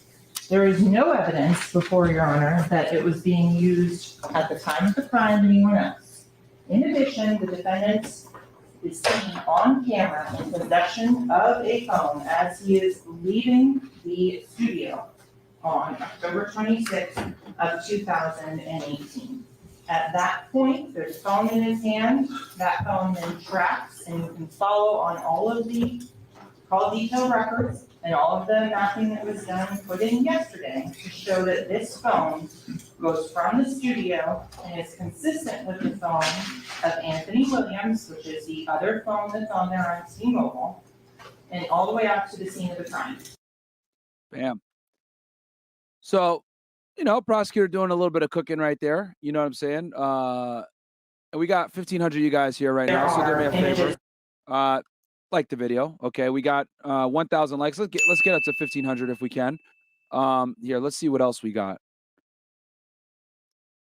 Okay, let's go back to the Law and Crime Network. Let's get to 1,500 likes, guys. Let's see here. The YNW Melly. Okay, so I think this just finally finished. All right, so yeah, so they never ended up coming back, guys. So we saw the testimony from that guy. Let's see what else here we can find. Then you got the Kohlberger trial as well. Well, let's see. Will YNW Bortlen take the stand? Is a defendant smiling in court a normal thing? In your opinion, is the defendant usually found guilty when showing that type of body language? Well, I think a defendant smiling in court is a normal thing. You have to remember that it's very nerve-wracking, and you automatically have responses that you really cannot control. So also, I just wanted you guys, if you guys notice, he asked for the gun after the murders. Okay, this is very important. All right, why would he ask for a gun after the murders? I'm speculating because he got rid of the murder weapon. Because as you guys know, in this trial, one of the big things that the prosecution does not have is they don't have the murder weapon, guys, which is important because that would be able to establish, the rounds, when the gun was shot, etc., the making caliber. They don't have any of that, okay? So what I think is after the shooting happened, more than likely, Melly got rid of the weapon, either throwing it away or giving it away to a friend, which is why he needed a replacement gun right after the fact. Okay, so that's purely speculation. Obviously, we can't prove that, but that could be a reason as to why he asked his mom for a gun right after the murder. I think if you see someone smiling and they're fidgeting around, it could just very well be nerves. Now, I will say that in the past, I do think that Melly has been more active and more pronounced. Today, he is very serious. I've seen less smiles, and certainly there are no antics going on. And as far as the jury is concerned, the jury does look at the defendant at every move and every motion that that defendant makes, because they're trying to make a determination as to whether or not the defendant is guilty or innocent. And so I think they are looking at him. It doesn't seem to me, because I'm looking at the faces of all these jurors. We have 15 jurors. We have 9 women and 6 men. They actually seem to be paying more attention to the witness. And they think, at least it seems as though they're thinking that whatever it is that's going on the defense table is something that might be normal. It doesn't seem as though they're using it against him. So at the end of the day, I don't think that the antics will be used against him. No way to really tell. But right now, he is being very serious.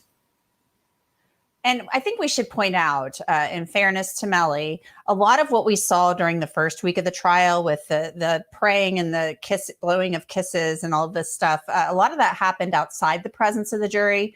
It was captured by our camera, but, the jury is not supposed to be watching anything regarding this case. So, told you guys. So the jury probably won't see this right here, which you guys are about to see right now. At least not during the trial. they shouldn't have seen any of that. All they should see is what's going on right there in front of them in the courtroom. Our next this guy, bro. Next question comes from Miranda O'Ganier from YouTube. Linda Kenny Bodden, are they going to revisit the evidence of the shots in the car? Because multiple of those bullet holes would have gone through Bortlen and Melly if they was in the car, and that shows that they both got out. Well, that's interesting because I do not know, because I don't have the list, whether the defense has a reconstruction expert, a crime scene reconstruction expert, and whether or not they feel the need to use that, or whether or not they feel that they poked enough holes in the cross-examination of the prosecution's expert to say that indeed it shows that only one of them maybe could have gotten out. But I if I were the defense right now, and I'm a big one for putting on the defense case, So you guys can see here, look at the bullet holes on the right-hand side of the vehicle, right? However, we know that the victims were shot from the left side of the vehicle, okay? Melly was sitting in the back seat right here. One of the victims was sitting here. Another victim was sitting here. And then you had Bortlen in the front driver's seat. So the gunshots came from here, from left to right, not from right to left, is how these bullet holes illustrate. So it doesn't make sense. It doesn't jive, which is a big hole in Melly and Bortlen's story. Melly didn't give a statement to the police, but Bortlen did. And Bortlen said that they had got shot in a drive-by shooting, which doesn't match with the wounds. I'm not sure I would use a crime scene reconstructionist here, but again, I'd have to see the reports, and sometimes you just have to live the case. But you see how close attention our viewers are paying? That's the same type of attention and questions in their head the jurors have. We got 1,100 likes, guys. Let's get it up to 1,500, man. We got almost 1,600 y'all in here. Like the video. Let's get to 1,500 likes right now. Most certainly. One thing we should point out too that I think is really interesting, and we haven't heard this testimony yet, Linda, but Christine Bradley, the assistant state attorney, said in her opening that the evidence, the medical examiner is going to testify that Juvie and Sack Chaser were dead when the bullets were fired into the vehicle, not from. That's huge, guys. So. And they're going to be able to tell this because when the heart isn't beating anymore, you're not going to bleed as profusely. So that's how they knew that when they got shot during this drive-by shooting that they were already dead. The back seat where they claim they were fired from. So that'll be some interesting testimony when that comes up. Yeah, Jay Sink. Yeah, guys, they're estimating that this trial is going to, for you new viewers that just came in, they're estimating that this trial is going to be done by the end of July, guys. That means that they're going to go for over a month in this trial. So for everyone saying, oh, yo, the prosecutor's sucking it up, bro, she's got a lot of time, bro. So exclamation point from YouTube. Bridget asks, question, when do you think they will start trying to bring in his music into it? And will it have a big impact on what the jury might think? I got an answer on this, but let's see what these chicks say and I'll give you guys my answer. Not really sure, Bridget, that they're going to go there. Right. I don't think so either. That's an interesting question. I know that, sometimes the state will bring in evidence from a defendant's social media, from their music, from their lyrics. He has a song that it's called Murder on My Mind. And so I don't know if the state is going to be bringing that in right now. It's their job to show that he, in fact, was the killer in this particular situation. And so if I were the prosecution, I would be focusing on, the fact that he was in the vehicle at the time. He was the person who made the shots that came from within the vehicle. Yeah, and I hate to bring this up again, but in the opening statement, Christine Bradley said something like about music being artistic expression. We won't be getting into that. But she did talk about social media messages. So maybe the prosecutor did say that they weren't going to use the music against him. And normally they don't use music, guys.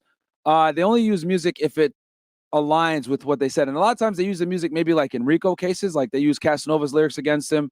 They used YSL's lyrics against him, which if you guys want, break it, you could look at my YSL video where I talk about this in more detail. But in this case where it's murder, they're not going to use it as much because they got a lot of physical evidence too. They don't need to. But when it comes to gang stuff, RICO cases, they are going to use the music and they did it for Bobby Shmurda as well. Now, the reason for that is because they're illustrating that the music in itself is done to increase the status and hierarchy of the gang, which plays into the racketeering statutes a lot of the times. the judge didn't let them go there, and maybe the prosecution's just saying we're not even going to touch it because bringing in rap music lyrics has been a kind of a controversial thing, bringing this stuff into trials across the country. And if you guys notice, it only works when you bring it into RICO/gang cases because they can use the music as a tool or a piece of evidence to show that the music is being used in furtherance of the criminal and gang activity to intimidate, rivals, talk about rivals, brag about rivals, increase their stature. All of this plays into it. So even though you have that First Amendment right to free speech, it absolutely could be used against you, especially within the context of gang investigations. All right. So if you want to be a rapper and you want to talk about your gang, I wouldn't do it. Nope. That's definitely going to be wrong. Terry, let's get a question over to you now. This is from Jessica Ann from Facebook. Has the prosecutor lost the jury? Yeah, someone mentioned AR Ab in Philly. Yeah, that's a good example. Probably one of the worst self-snitchers I've ever seen, man. And don't worry, guys, I'll do AR Ab as well. He probably, I would say, the worst self-snitcher ever. With all of this long testimony. Well, yeah, that's a very good question. I think in the beginning, yes, they had witnesses on the stand who went on and on talking about information that really wasn't relevant, just sort of trying to teach the jury what was going on from an evidentiary standpoint. But now they're putting on witnesses who are fairly quick, getting up and down. And so I think the jury is paying attention to these witnesses because it's not prolonged. Now, on cross-examination, I do think the defense is doing a really nice job at disputing some of the information, making it seem like they didn't go far enough, or they're not doing an analysis, or they're not the expert. All right, guys, let's get 50 more likes so we can hit 1,200, okay? Let's get to 1,200 likes. 50 more. Like the video, guys, please. Experts to really talk about the data. It's mostly forensic data, and that can be boring. I agree, but I do think this is a very tentative jury, and they are paying close attention to everything that's going on that witness stand. I don't think they're being distracted by anything in that courtroom. They're paying very close attention. All right. Linda, this next question I'll send over to you. It's actually, we kind of have two questions put together from two different viewers. Nina Stanek from YouTube, who is from Switzerland. So thanks for tuning in from Switzerland. And Joe Nose from YouTube. Both are asking about Cortland Henry, the co-conspirator who's charged separately in this case and will face trial at a later date in a separate trial. Asked, do you think Cortland will take the stand and snitch on Melly? Is Bortlen a state witness in the case? Will he have his own trial? So yes, he's going to have his own trial. I answered part of that, but Linda, the rest to you about, do you think Cortland will take the stand and will he snitch? Well, that's a question that we just talked about with this a little bit different bet. Thank you, Nina and Joe, because the question is, will he snitch now? Remember, he could be a witness, but I would imagine that if he gets on the stand and decides to snitch, right? What's the defense going to do? What did you do? You found God when it was decided that you had to have your own trial in your own death penalty case? And just so you guys know, he's also going to be put on trial for this murder as well. He's not looking at the death penalty. And he's been on house arrest all this time. So he's actually been out. Meanwhile, Melly's been in jail, didn't have bond. And now you want to talk about YNW Melly? You didn't say that before. You didn't say that before you got a deal, and the deal saves your life, not his, doesn't it? And there you go. The defense really has a lot to work with. So my impression is no, he won't take the stand, even though the prosecution may decide they need him because they're losing the jury.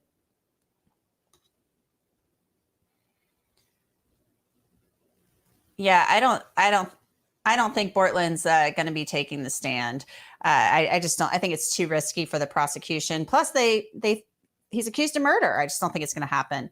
TT by 3 from Instagram. Can someone explain the car stealing or car sealing situation? Was it Melly in the? I think if the prosecution doesn't feel like they proved their case, they're going to put him on the stand 100%.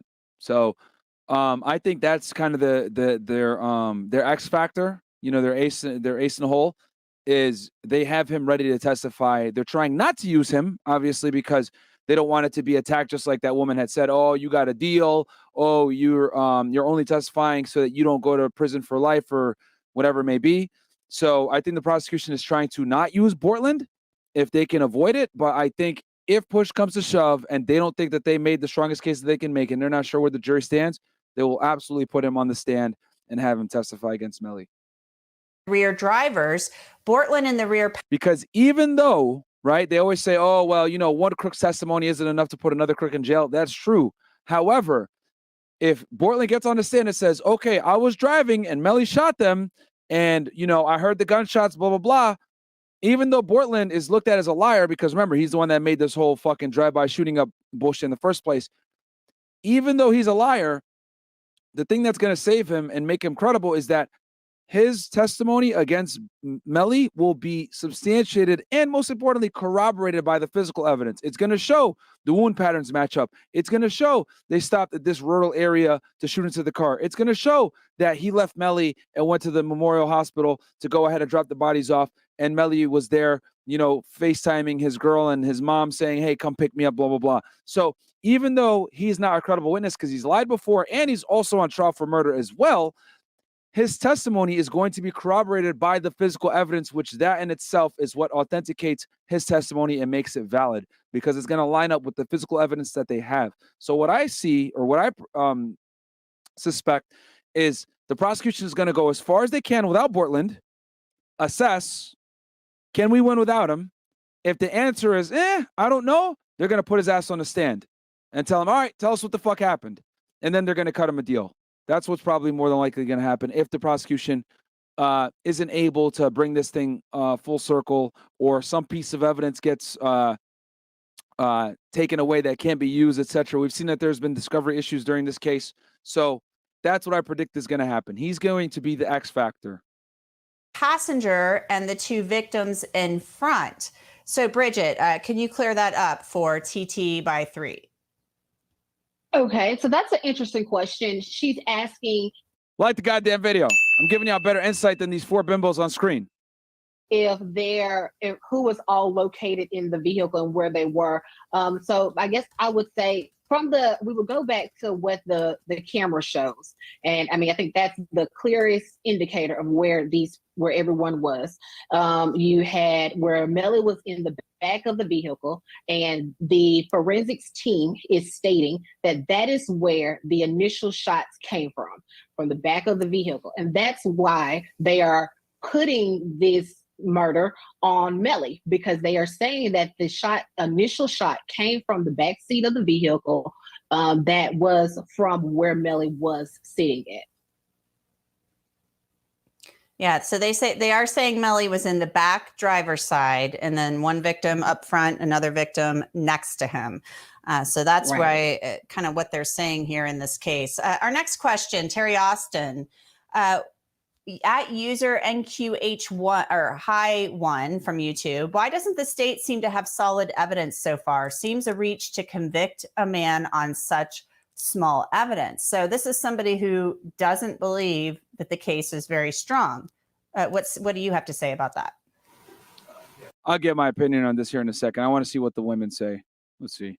Well, this is a circumstantial case, and sometimes it's very difficult to prove a circumstantial case. You don't have a witness who can say, I was there, I saw exactly what happened. So to that extent, it is a weak case. But if they do it correctly, they can put forensics in. I mentioned this before, but they need to make sure they have the phone data. They need to make sure that they have any sort of cameras that might have been outside to view the cars. They need to get the information from the cars to see where the cars went.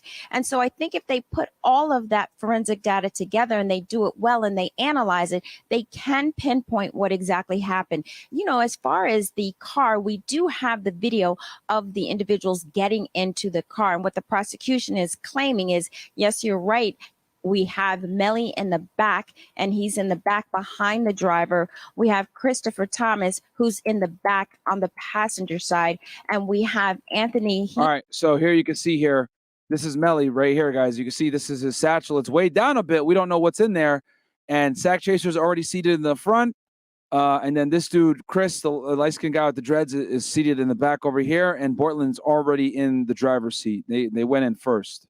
And then Melly's the last one to come out. Is in the front on the passenger side, and they have Henry as the driver. So that is what the prosecution is claiming, and they're going to have to prove that with the forensic evidence that they have. And so far, that's what they're putting in. And I think it's really, I wouldn't say it's a weak case. I would say it's a difficult case. And it's a very interesting case. It's got a lot of people watching and paying attention. We are going to take a quick break. Keep the questions coming. Yeah, so the thing is that the reason why this guy said, oh, it's a weak case, blah, blah, bro, stupid. The case just started. It's day 7. This is going to be a month-long plus trial. So obviously they don't have all the evidence out there yet. Like you don't have everything. You don't have the totality of the circumstances in front of you. So it's it's too early to make an assessment and say, oh, this case is weak, blah, blah, blah, blah, blah. Like, yes, this is a circumstantial case. And I've talked to you guys about circumstantial cases where the evidence on its own typically doesn't look as good. If you put each piece of evidence, oh, well, his phone showed that he traveled like this. Oh, well, if you look at the wound pattern, it's from left to right. Oh, if you look at the bullets of the hole in the car, it's on the right-hand side.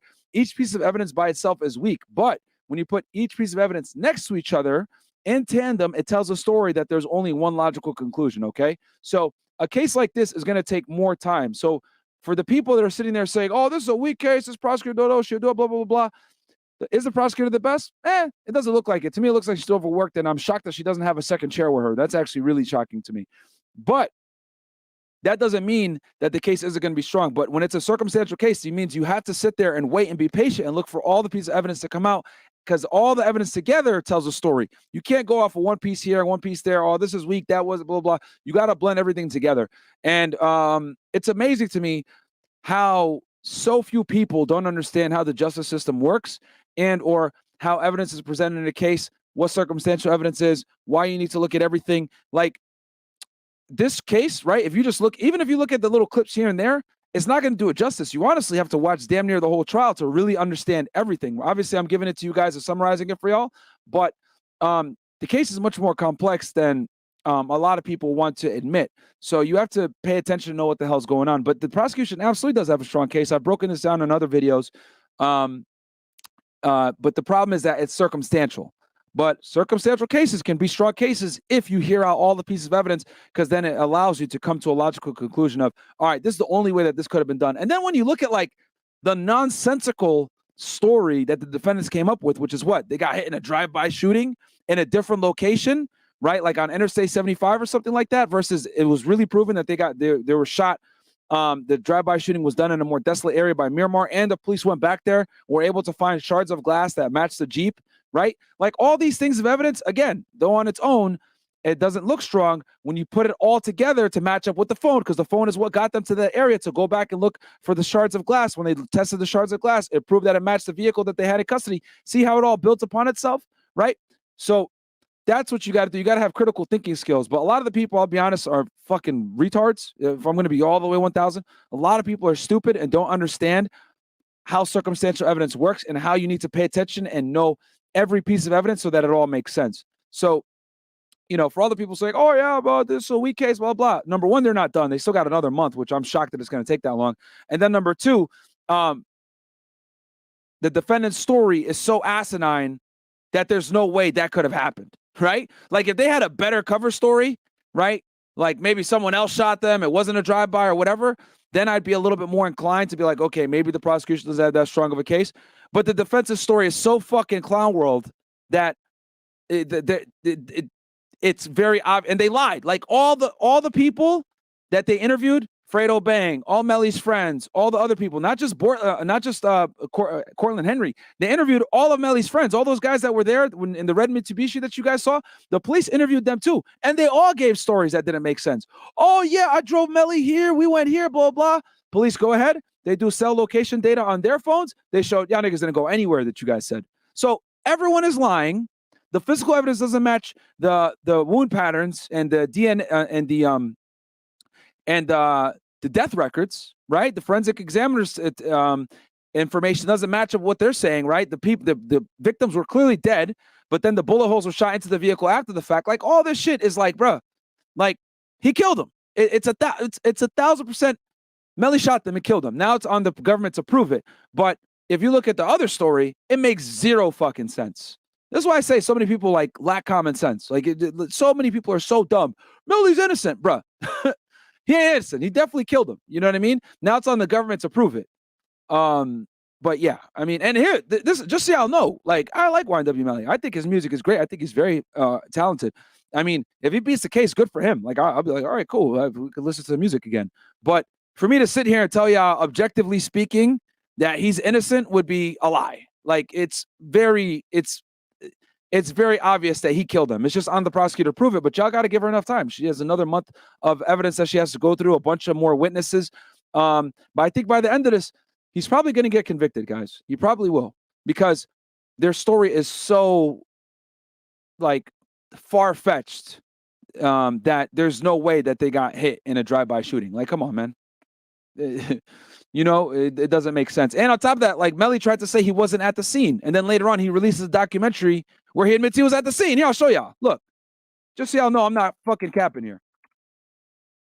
That's another thing, too. A lot of people don't know this case that well, and they're just, like, assuming they know, but they don't really know anything. So they're just, like, watching this for the first time. Look at this shit. Keep in mind, he said that he was not at the crime scene, or, like, he tried to make himself not be at the crime scene. Look at this shit. 4 days after the completion of this film, YNW Melly and his friends were targets of a drive-by shooting in Miami, Florida. YNW Juby and YNW Sack Chaser were killed. Why is this important? Because it puts Melly at the scene. Like self-snitching in his own documentaries. Come on, man. Bruh, come on. All these idiots in the chat trying to say, oh, bro, like, oh, he wasn't even there, blah, blah, blah. Nigga, in his own documentary, look at this shit. Like, come on, man. Anyway. Common sense is so common. It amazes me how stupid people really are. Like the video, guys. All right. But guys, I think that's gonna conclude today's coverage on the thing. If I have time tomorrow, I'll cover it again. It seems like you guys really enjoy these live breakdowns. Give me ones in the chat if y'all like me doing these live breakdowns of the trial. Because I might start doing this more for you guys. Anytime there's like a high profile trial, give me ones in the chat if you guys like it, twos if you don't. One if you like it, two if you don't. Because what I'll probably do is anytime there's like big cases in there on trial live, I could watch it with you guys and give you more insight and everything else like that. Because, you know, I totally understand that watching trial can be dry and boring as fuck, which is why so many people don't know what the fuck is going on, because they can't sit there, you know, through all the monotony and all the boringness and be able to cipher through all the bullshit and be able to get like the pertinent information. I understand that. I mean, hell, even for me, it's annoying. So I get it.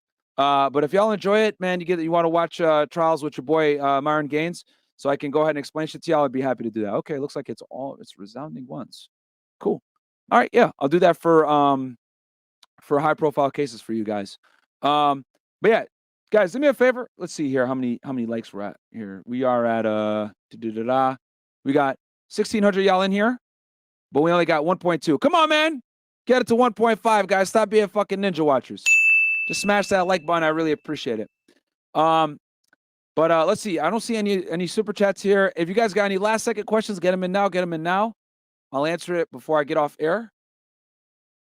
Give you guys a minute. Any last minute questions, go ahead and shoot them here, and I will answer them before I get off air. All right. Doesn't look like anything's coming in. Cool.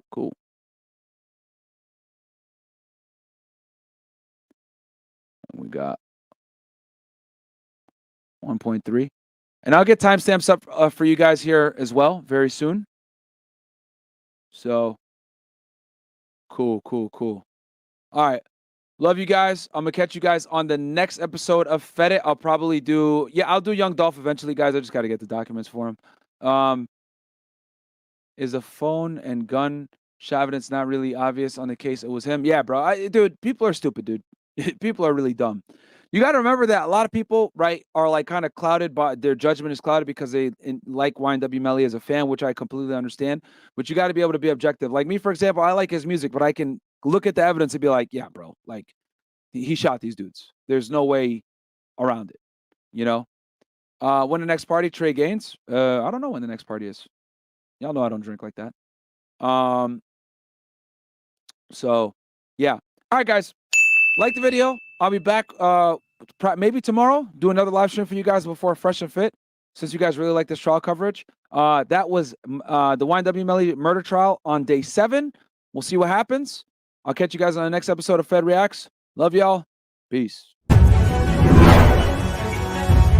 I'm a special agent with Homeland Security Investigations, okay, guys? HSI. This is what Fed Reacts covers. Defender Jeffrey Williams, an associate of YSL, did commit the felony. So here's what 6ix9ine actually got. This attack shifted the whole U.S. government. This guy got arrested for espionage, okay? Trading secrets with the Russian John Wayne Gacy, a.k.a. the Killer Clown, okay?